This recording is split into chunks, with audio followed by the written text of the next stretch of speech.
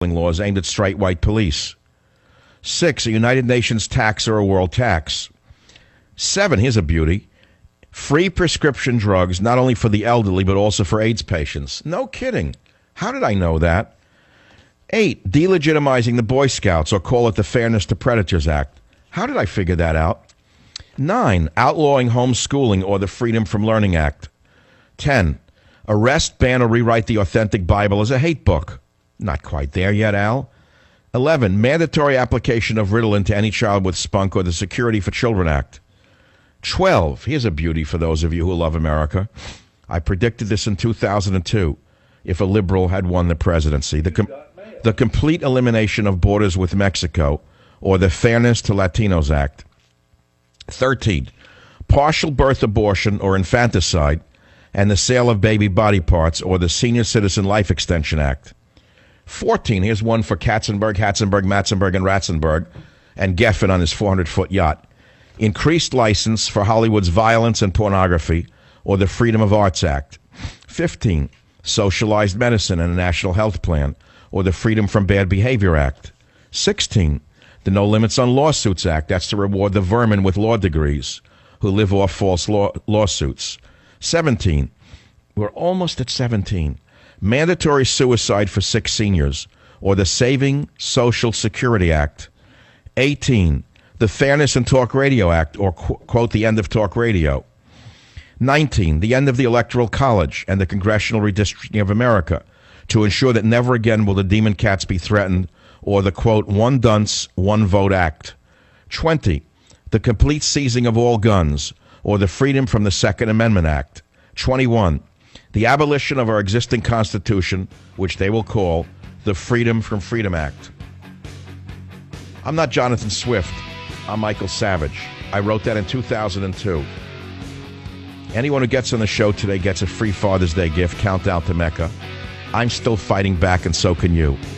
I'm warning you, if every one of you fought back, whether it be a word in a supermarket, a word on the golf course to the dummies with shorts next to you, you could change the course of human history.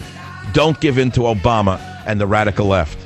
Join the Savage Nation. Call now, 855-400-SAVAGE. Savage. See, this is the thing. This is the hard part for all of us who love music and love film. We watch it, we enjoy it, but we don't understand what it's doing to us. We don't understand how intelligent the devil can be. We don't understand that this has caused the cultural meltdown of the West. We don't understand that the Beatles, the Rolling Stones, and on a minor scale, for example, the government gestures that I mention over and over again, they're sort of afterthoughts. They have melted the country down. They make it okay for a liar like Obama to get away with division and poisoning America. Poisoning America in a way that the body politic will never survive. Never.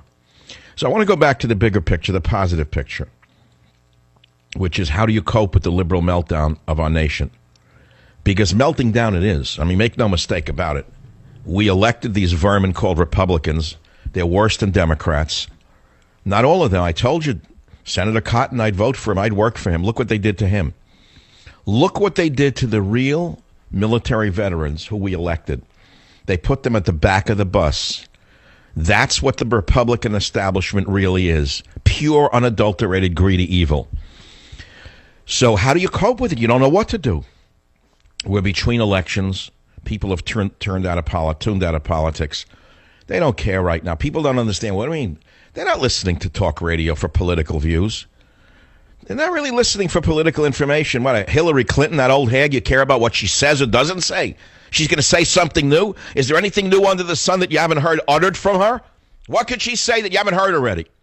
She's evil incarnate. What more do you need to know? So who cares about 2016 right now?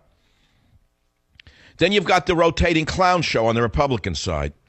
Some good men, yeah, but they're neutralizing each other. It's sad to watch, but that's what's happening. Notice that the Democrats aren't neutralizing each other, other than this clown from the Lower East Side of New York, the deli man, Bernie Sanders, the deli operator. All he needs is a dirty, bloody apron with his accent and his delivery. So he goes to Rubes in North Dakota and tells him that he wants fairness, and they applaud him. 300 people, and right in the New York Times cover, huge crowds, 300 people. If I had 5,000 people, which I did many times, they made believe it didn't exist. C-SPAN wouldn't cover any of my compassionate conservative events. Well, guess what? I'm here and they're there. Where's Brian Lamb now that you don't need him? I outsurvived all of them. And let me tell you something else. If you're listening to me today, not for the first time, you can hear something different in my voice, can't you? I've been sick as a dog. I've been sicker than a dog for about 10 days now. And I've been struggling with this EDV68 virus, which I got from Obama's children, which is now mutated all over the country. Make no mistake about it, I know where this epidemic came from. I don't need one of those stooge clowns from the CDC to tell me why I got so sick. I haven't had the flu in 25 years. It's from those polluted immigrants he brought in last summer. Damn it, I'm sick of this country. I'm sick of the liars with their medical degrees. That lousy liar in the CDC, Thomas Friedan. If we had a sane nation, he'd be held up for war crimes charges for letting this go on, immigrants and epidemics. Or that other character there from the NIH, another genius. So I think I've come through most of it. It's been quite a struggle, and I've come back stronger than I was before I was sick. I'm not out of the woods yet. I know it because I had a relapse last night. Then I found something new, which you're never going to believe. I was using Brazilian honey, unfiltered, uncooked Brazilian honey, and I swear to God, it had a weird taste. I know I shouldn't launch into a health thing right now, but I'm an eclectic man when it comes to various things, including health. In addition to using all of the herbal and homeopathic and vitamin and mineral knowledge that I've had, I will use anything that works, anything. And so I figured I'm getting a little better, but the throat still comes back and kicks me in the guts. And I had this unfiltered, uncooked Brazilian honey that someone bought me, and had an odd taste. I thought it was something wrong with it. Then I realized that it may have some of the bee toxins in it. I don't know what's in that honey, but it doesn't taste like any other honey I've ever had. And strangely enough, it had a really salubrious effect upon me. And it's given me a real kick in the pants. Nevertheless, I want to come back to this issue of fighting back. We are the majority. Those of you who listen to this show religiously, and I emphasize the word religiously, we are the majority of this nation. And I am telling you, you can change the course of human events, whether it be sitting in a restaurant and talking about the liar in the White House and what the left is doing to America and how he's selling us down the river, about talking about bringing in unscreened Muslims from Syria. Don't be afraid to say it. What is someone to do? Look at you wrong? Let them look at you wrong. They don't know what the hell they're talking about anyway, most people. They're idiots. If you could repeat the reality of what this devil is doing to us over and over again, I am telling you we can change the course of human events. We cannot let this evil man in the White House get away with this anymore. When he is now revising what he is doing with lies such as one of my core principles is to never divide people, when he is the most divisive, evil man in the history of the presidency, everyone with a brain knows that. His entire modus operandi has been divide and conquer. He learned it in the Saul Alinsky School of Community Organization. You create dissension. You stir up hatred between the races. You stir up hatred between the classes. And then you use them to get what you want. This is how this character got where he is. He identifies with the poor blacks in Baltimore. What's even more pathetic about that, in addition to targeting white policemen unfairly and bringing down a decimation of law and order across America, intimidating the police like that, what's even more ironic about all of this is that, and I know this is a very sensitive issue. I have to thread this needle very carefully. Here is a show and career killer if I say it wrong. Barack Obama's father was African. He was from Kenya. He never suffered from the stings, even generations later, of slavery. Never. So where does this con man shyster get the nerve to make believe that he has suffered from white privilege, he has suffered from the stings of slavery? Where did he get that from? It's not even in his gene pool. Africans come here, they don't even talk about it because they know it's the freest country on earth. They come here usually with very good educations, and they go very far in this country. Where does this character get this from? Where? Look how far he's gotten with the act. Why should he change now? Do you know anyone who changes their act when they've been this successful? No, never. You don't know anyone who changes it. So it's pretty amazing. So what do you do? So someone says to me this morning, he's depressed, he's sad, he worked his whole life from nothing, he's got everything, and he sees the death of America. He looks ahead of him. He had a vision to create a great business. And he says, I can look ahead. I can see what's coming. He's injecting, like a virus, Muslims from Syria into all white communities in America. Last summer, he took infected children from Honduras and put them in every school district that he could in America where the poor lived. Why did he do that? Well, he brought tuberculosis to Lynn, Massachusetts. Check it out. It's a fact. You can still find it. He has brought diseased children in from Central America, and in so doing, he disseminated illness, a new viral illness that was polio-like, leaving many children paralyzed. You don't know that either because the rats in the public health business have buried that. It's all factually true. Why is he doing this? Is it by accident? Is it because he's a do-gooder and he wants to help the poor? Is it because he wants to help Muslims and he feels bad for them? No, absolutely not. Absolutely not. It's Section 8 housing on a national level. You know what Section 8 is, don't you? That started a long time ago under your good friend Bill Clinton, the con man. The con man was so smart that he distracted us by talking about the poor and the downtrodden while raking it all in. Raking it in by the hundreds of millions of dollars, him and the old lady. And what was he doing with Section 8 housing? How did that work under Donna Shalala, one of the most evil women in the history of America, who has ruined one university after another like a scourge. And now she's being rewarded with the payoff. She's going to run the Clinton Foundation. Now, Donna Shalala pushed the Section 8 housing issue farther than anyone before her. What is Section 8?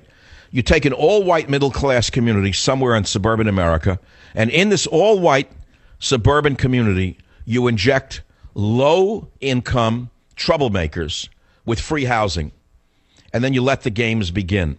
That's Section 8 housing. It's all under the guise of doing good.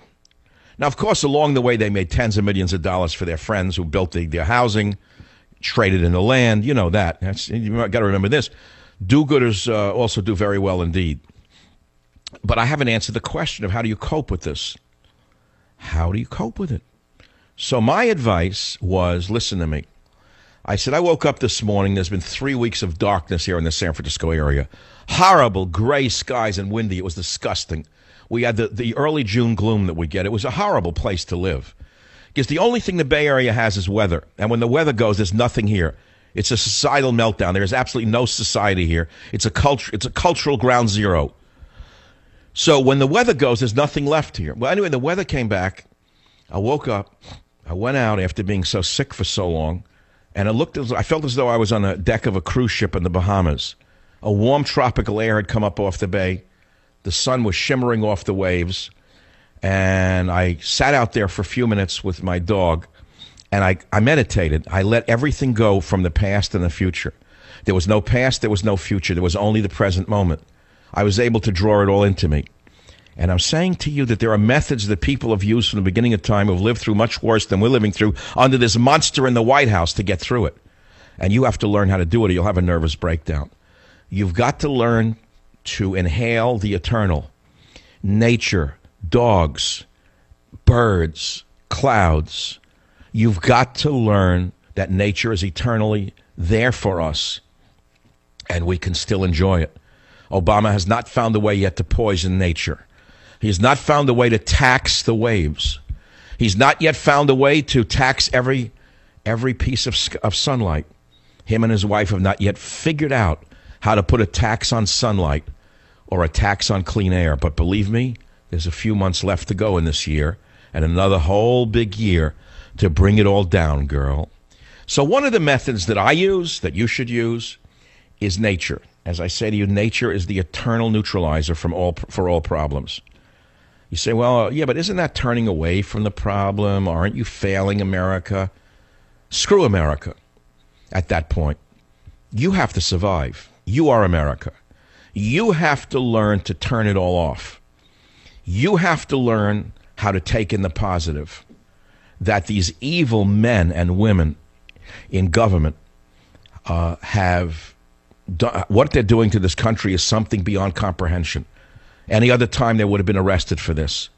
Do you know that everything that the men fought for in World War II against this dictatorship that we have, this minor dictatorship,